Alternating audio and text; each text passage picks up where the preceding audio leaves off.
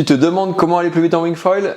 Eh bien figure-toi que moi aussi je me suis posé la question et dans la suite de la vidéo je te partage les réponses que j'ai trouvées.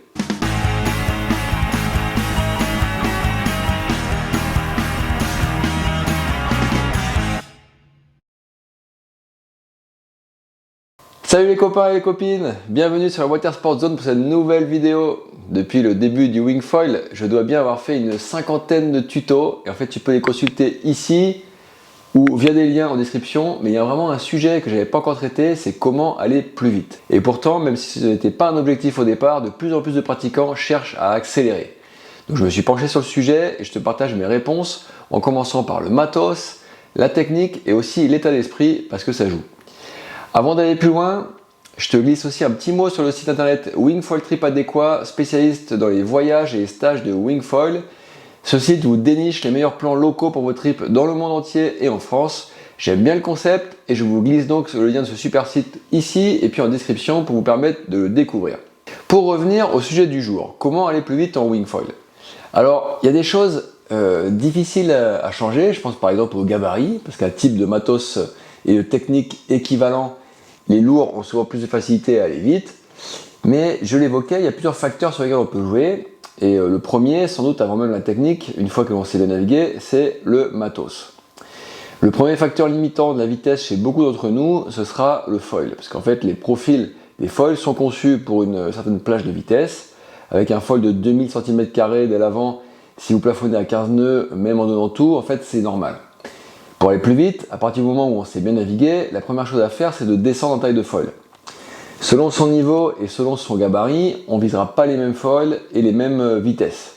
Mais disons que pour quelqu'un qui a un niveau correct sur un foil entre 1500 et 2000 cm², passer avec un foil en dessous de 950 cm² avec un profil fin, ça va déjà permettre de connaître une autre glisse et dépasser les 20 nœuds.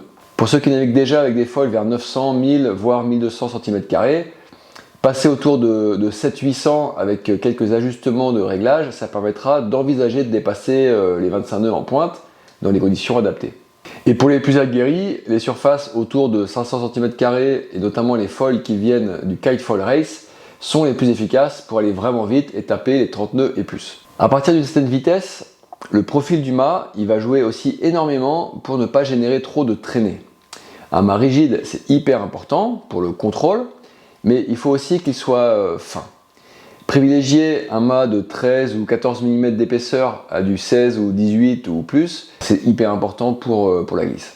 En termes de profondeur, là aussi, pour aller vraiment vite, il faudra augmenter la longueur autour de 95 cm. Bien sûr, dans ce cas, il faudra savoir voler haut pour ne pas traîner plus, parce qu'on veut de la longueur pour pousser plus sur le foil avec plus de levier en contre-gîte et mieux passer au-dessus du clapot. Mais si c'est pour que le foil il traîne dans l'eau, au lieu de traîner 30 cm, il en traîne 50, ça sert à rien. Autre chose, c'est que pour aller vite sur la durée, l'utilisation d'un harnais me semble aussi plus que recommandée. L'idée donc ce serait de l'utiliser avec des bouts longs pour le contrôle et pour aussi avoir moins peur et sortir plus loin de la voile. Pourquoi pas envisager les bouts réglables? Je pense par exemple au Harness Pro que j'utilise, mais c'est pas le seul système. Au-delà de l'économie d'énergie, en fait, le harnais permet de mieux transmettre mécaniquement la propulsion de la voile à la planche et de stabiliser la voile aussi. De même, l'utilisation de footstrap fait sens pour augmenter le contrôle et donc la confiance. Vous verrez, pour aller vite, en fait, le contrôle c'est hyper important et c'est aussi pour ça, je fais une parenthèse, c'est aussi pour ça que finalement les foils de surf ne seront pas forcément toujours très bien adaptés pour aller vite, puisque eux ils vont avoir souvent une grande maniabilité qui donne de flou quand on va vite et ça fait un peu peur, quoi. Au niveau de la voile, l'importance de la voile elle augmente avec le range de performance du foil. Pour aller vite, l'idéal c'est d'avoir une voile puissante qui tracte vers l'avant, mais quand même avec un petit peu d'appui main arrière quand même pour toujours bien la placer. Une voile stable, rigide, qui transmet rapidement l'énergie des rafales. Plus on sera sur les grandes surfaces, plus les tissus haut de gamme type Alula, Dyneema, etc. feront une différence pour donner du retour. C'est un peu comme le mât carbone en windsurf.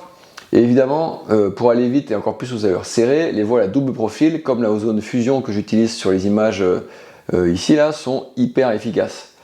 Il va aussi sans dire qu'avec un petit foil et pour aller plus vite possible, il faut changer en surface de voile. D'ailleurs, je vous invite au passage à regarder le test de la Ozone Fusion que je vous mets ici. Enfin, Au niveau choix de matos, une planche pas trop large avec un aéro soigné aidera à performer en limitant les touchettes à la contre-gîte et en pénétrant mieux dans l'air.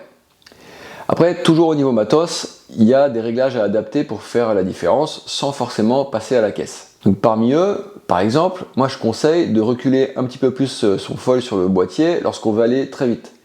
Sur la plupart des foils, l'augmentation de la vitesse va entraîner une hausse du lift, donc reculer le foil et ou avancer le strap avant va donner un meilleur contrôle en augmentant le levier du corps sur ce lift. Augmenter l'écart des pieds est aussi important pour le contrôle, je pense.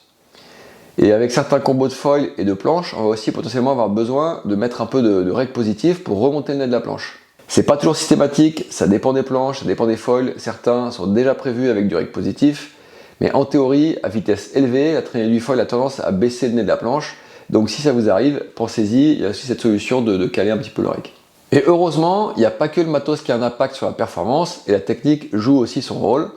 Donc que faire sur l'eau techniquement pour aller plus vite? Le premier truc qu'il faut comprendre, c'est qu'il faut mettre le foil sous pression pour décupler la puissance de la voile. Pour ça, il faut donc naviguer en contre-gîte, mettre son poids dans le harnais avec ses bouts longs pour le contrôle comme je l'ai dit, pour résister à la puissance de la voile et pousser sur le foil pour le transmettre l'énergie.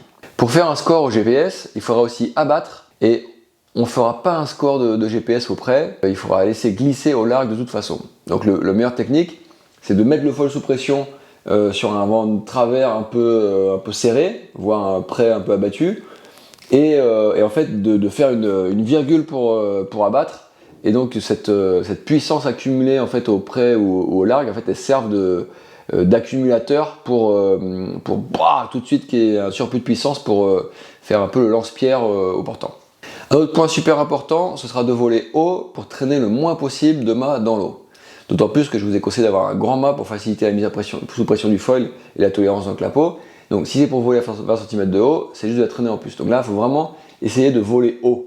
Au niveau des bouts de harnais, il faut être attentif à la longueur et à la position pour avoir une traction qui reste équilibrée et ne pas étouffer la wing. Et l'autre point, je l'ai déjà dit, c'est de se surtoiler pour avoir de la puissance disponible. Attention aussi à ne pas faire traîner l'oreille dans l'eau de la wing, parce que quand on va vite, ça c'est fatal. Et ça fait, bien souvent, ça se termine non seulement dans l'eau, mais en plus avec le foil dans l'aile. Enfin, je voulais finir avec le rôle du mental, qui est pour moi super important, parce que pour aller vite, en fait, il faut crocher dedans, s'engager, rien lâcher, mettre de l'engagement, en fait, sortir de sa zone de confort. C'est comme ça qu'on progresse et qu'on passe à un niveau supérieur. Donc bien sûr, évidemment, je ne veux pas être le pouce au crime, il ne faut pas faire n'importe quoi. L'idée c'est pas de se blesser, de mettre les autres en danger ou quoi que ce soit. Voilà, faut trouver le juste dosage. Après, naviguer vite et naviguer à fond, s'engager, c'est aussi plus physique, donc faire attention à ça. Et si ça vous aide et que ça vous rassure, c'est bien de se protéger avec gilet d'impact et casque. Si tu as bien aimé cette vidéo, alors tu aimeras certainement voir ou revoir celle que je te propose à l'écran. Avant de partir, n'oublie pas de lâcher un like, de laisser un commentaire et de t'abonner ici et sur mon Instagram si ce n'est pas déjà fait. Allez, moi je te donne maintenant rendez-vous samedi prochain, 9h15 pour la prochaine vidéo. Bye bye!